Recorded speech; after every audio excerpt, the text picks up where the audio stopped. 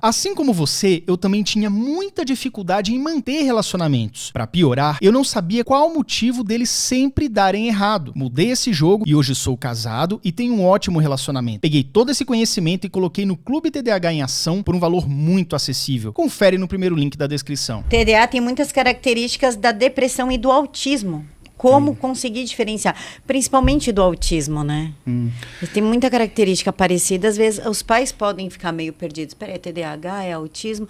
Como que a gente pode diferenciar? O autismo, quando ele tem um nível mais severo, que é considerado nível 1, 2 e 3. Toda hora muda a nomenclatura. É severo, leve, moderado, agora é 1, 2 e 3, enfim. Vou colocar o nome leve, moderado, severo. Peço essa licença poética para vocês entenderem de cara o que eu estou falando. Quando ele é muito levinho, né, os traços não são tão evidentes, você pode ter uma confusão. O menino ele tem algumas dificuldades específicas, mas por outro lado ele é bastante talentoso em algumas coisas. Por exemplo, dando a nomenclatura correta agora, o TDAH ele tem a perseverança. Você mergulha numa atividade sendo que você fica 12 horas sem parar. Isso é muito TDAH.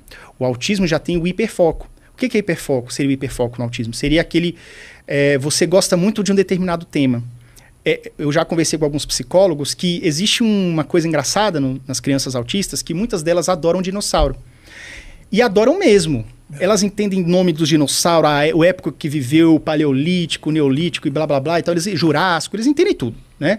Então, eles hiperfocam em determinados assuntos, são extremamente talentosos, e aí acontece que geralmente só falam disso. Você vai para o evento social com uma pessoa que tem autismo, ele pode ficar muito repetitivo naquele tema que ele domina, né? Então, existem traços específicos do autismo que não são muito presentes no TDAH, mas quando é um pouco mais leve pode haver essa confusão.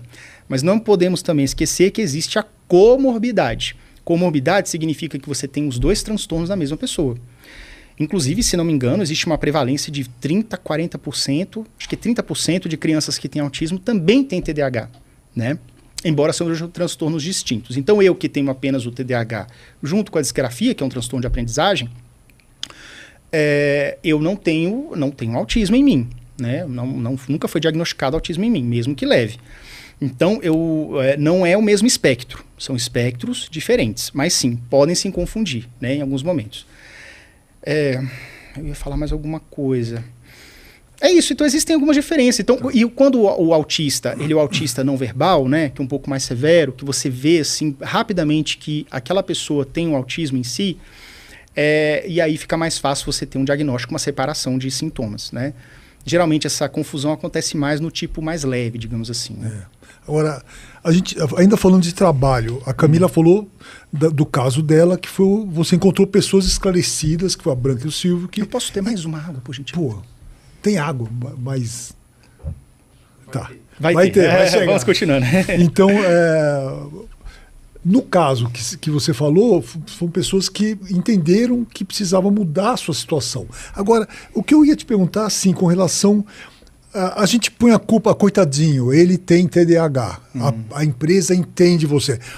Não pode acontecer o contrário da empresa ser chata, boring, sem... opção da pessoa se criar, se fazer, de ser criativa. Então o problema está na empresa. E a pessoa com TDAH, ela é apenas um sintoma de uma empresa. Eu estou falando isso porque eu tive a chance, cara, de passar um dia na Pixar, lá na Califórnia.